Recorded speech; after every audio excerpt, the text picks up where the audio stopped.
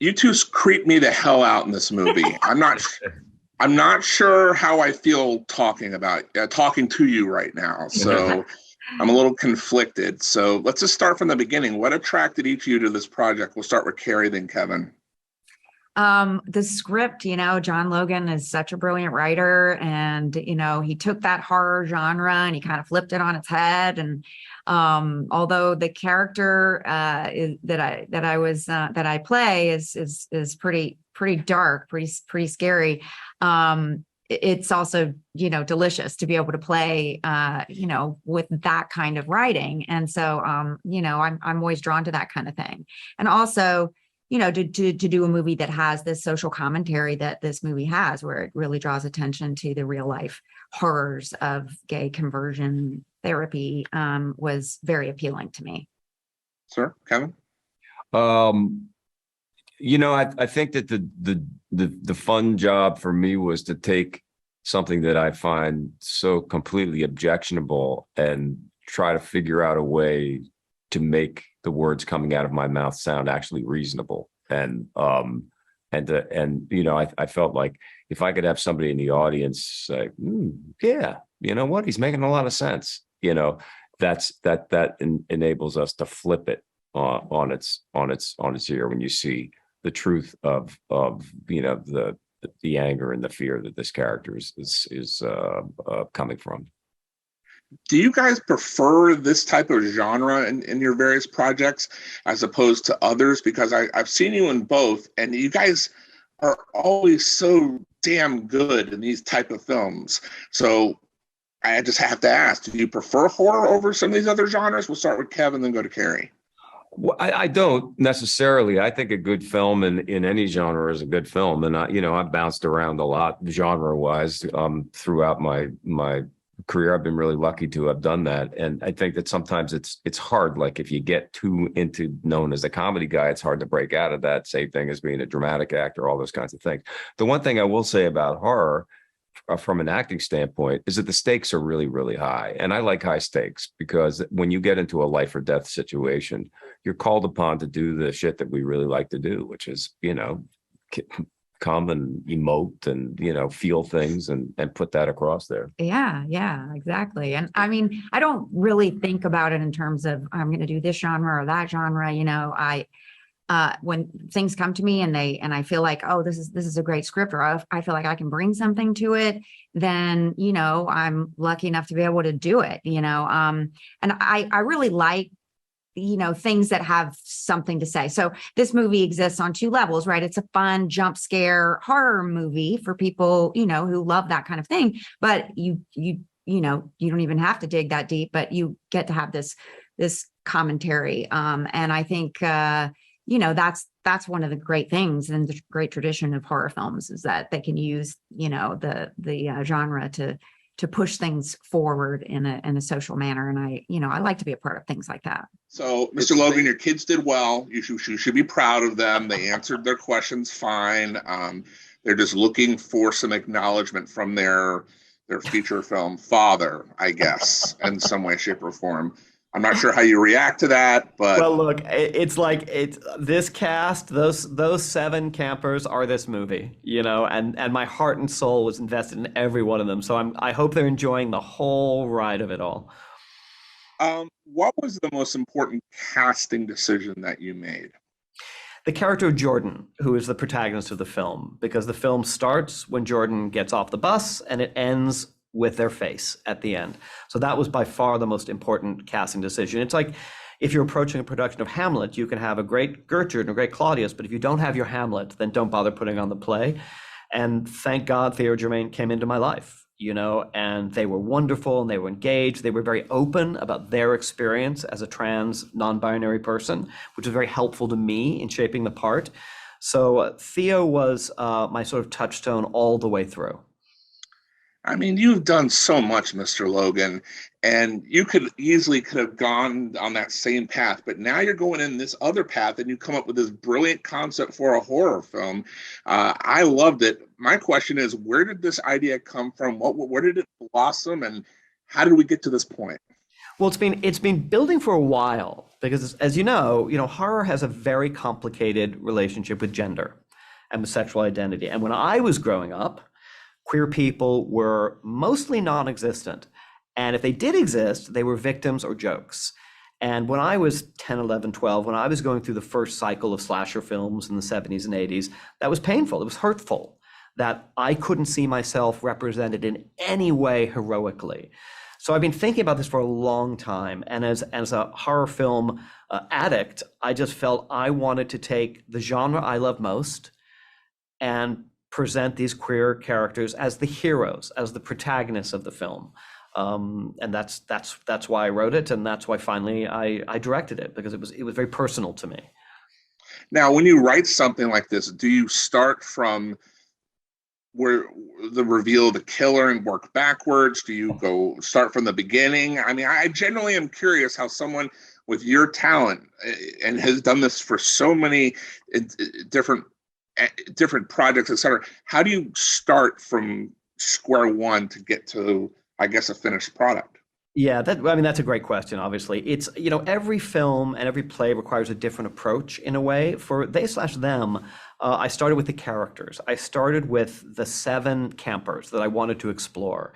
Different types, different ethnicities, different sexual preferences, different gender identities that I thought were representative of a very modern, young LGBTQ plus world. I started with those characters. And then I started thinking about how you challenge them, how you put pressure on them, how you terrify them, how you hurt them in a way so they can become the heroes they need to be by the end of the movie. And then it was outline after outline after outline, throwing things away, thinking I've seen that 100 times before. And honestly, watching a lot of slasher movies and saying, like, I respond to this from Sleepaway Camp. I love this from Friday the 13th Part 3. I love this from The Stepfather. So a little cherry picking my favorite moments. The thing about your cast that I brought up in some other rooms is that each of them do a little tweak here and there that kind of makes you think it's them. Okay, maybe it's their body language, maybe it's the way they deliver a line. Now, was that notes from you, or was that just them nailing their parts? It was work between us. I mean, because this was my first movie, Peacock and Blumhouse were very generous about giving me rehearsal time. So I was able to work with the actors very closely in developing the parts, and they all brought themselves to it in the most magnificent way.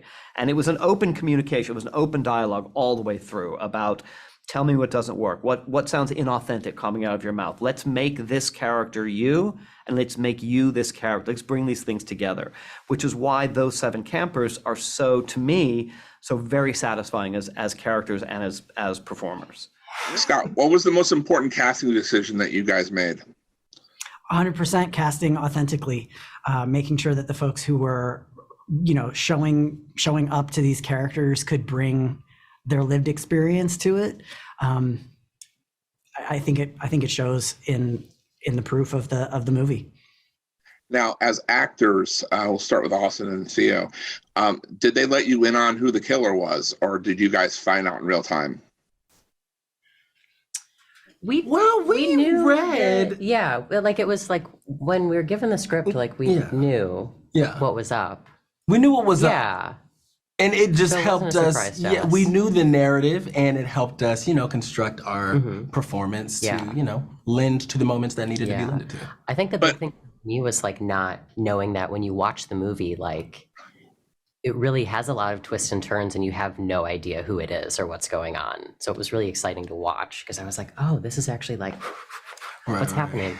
But but the thing is about Scott and Austin, the thing about Theo and Austin is that they're very suspicious in the movie. They do just little subtle things that make me think that they're the killer. I will say this: anybody watching this, when you watch They/Them, every person in this cast does at least 1 or 2 little tiny things that makes you think that they are the killer. Now, as performers, did you guys do that intentionally? Was that told to you to go in that direction, to come up with some sort of thing to kind of clue people in that it might be you, or was it just something in the moment? I would say the writing also helped us within our performances. So it's like, you show up to do the scene and you know what you want to give to that scene, but the writing is already giving you what you need to add to the narrative in that way. So I think it was just all around cohesive. Theo? I definitely kept it in mind that a lot of people might think that the character Jordan is this, is the slasher. So I mean, I guess that kind of informed me, but I really focused on just like, what the character is actually going through. So I was excited to see when I watched the movie, like how there was a little bit of like little misleadings that were happening the whole time that were like, it could be this person, it could be this person. Now, Scott, did you guys shoot alternative endings just to kind of make a decision? No, we knew it all the way from the beginning what was going to happen. And what I think is really cool about this is that it's playing on the assumptions that horror fans have from the history of horror, right? So you're going to make assumptions of who the killer is because you're set up to do that. And what John Logan so brilliantly did was turn that around. So that's why you don't know what's going to happen until it does. He has such a knowledge. So you scared the hell out of me. Good. Job done. I don't like that you're happy about that. I take offense to what you just did. You're killing us. I don't know if I like you guys now. I might just end this interview. All right, this interview's over. Bye. That'll be a cut, producer. That'll be a cut, please. So when you sign on for this project, was there any anxiety? And we'll just kind of, anybody wants to start talking, we'll just start from the front. Anybody? Honestly, I don't have the luxury to be able to pick and choose, so I was just lucky enough to get the job. There was totally anxiety for working with John because he's such a celebrated and, he's an Academy Award nominee. He's a Tony Award nominee. When we first got cast, there was a Zoom call set up. They said, you're going to have a Zoom with John Logan. And this is before that I knew I had the part. And I was I've never been so sick to my stomach in my life. I was reading his plays. I was watching his movies. I was preparing for a quiz, basically. And it was the most low key phone call ever. Like, he's just the sweetest, warmest guy. And he told me on the Zoom that I got the part. Oh my God, he did? Yeah. And, then, and after the Zoom, I called my manager and I was like, did you know I had the part? And he was like, what? You have the part? And it was really fun. Go ahead, Norm. And do you have anything you want to add? I mean, for me, no, I didn't have as much anxiety, but in terms of the script, I don't watch horror movies because I do get scared. But for me, it was more of a love story. I read it as than a horror movie. So that's the lane I was in. Okay. And now you, Darwin. I think for me, not anxiety, but excitement of imagining myself. I'm originally from Brazil, and imagining myself seeing Friday the 13th with Kevin, and then now being, in a movie with him in a summer camp. It's just it's a lot of excitement more than anxiety, and a pleasure and honor. Now, in terms of the script, it's a heavy subject matter mixed in with the horror element, if you will. There had to have been a moment where you knew it was very important to nail this particular scene, or it could have screwed things up. Was there a particular moment that stands out in your mind? We'll start with Darwin. I think for me, just cinema has this power of the image, and what I was very excited about, it's seeing us all together in the first scene and how diverse this cast is and how much we're celebrating our queerness. And that's what I was expecting. I hope they master this casting and bring in joy and celebration in a unique way. And I think we master that. Go ahead. I think it was definitely a challenge to kind of go back to a place of such internalized homophobia, at least for my character. So yeah, I mean, that was definitely cathartic and a challenge, but very, very important. And I actually think healing in the end to go back and see, oh wow, I'm not like this anymore, and I'm grateful that I get to be who I am now. Anna? I'm comfortable with that. Yeah, I feel the same way. I think for me, it was really important to show the pain of being closeted. I think it was really important for me to show what it feels like for a person who really believes that for their life to move forward, they have to change and they have to be different. So it was difficult to film because as an actor, there's no cheating that. There's no skating around the issue. You have to really kind of dive into the pain. And it was heavy at some points, but just similar to Cooper, it was catharsis as well. Monique? Yeah, I mean, 80,000 queer youth go through conversion camps a year, conversion therapy a year. So it was very important to us to make sure we got the story right. John Logan sent us an extensive informational packet about the history of conversion therapy, all the statistics. So we took the subject matter very seriously when making this film. Now, in terms of just the horror genre, you're working with a master writer, and all said to the word John Logan. When you go through the script, are you thinking, man, oh man, I knew this person was going to be the killer? Or were you as surprised as the fans and the viewers are going to be when they see this when it comes to Peacock on August 5th? Love that plug, by the way. Had no idea. I was surprised. I had so much fun reading it. Yeah. For me, when this movie comes out on Peacock on August 5th, I think Beautiful. I'm a big murder mystery buff. I'm a big Agatha Christie buff. So whenever I'm starting to read something like that, I'm instantly filing away. I'm like, they did that, they did this person did this, that person did this. So it's kind of a matter of like, everyone becomes a suspect and then they start dropping off the list. And I did not have that killer in my list.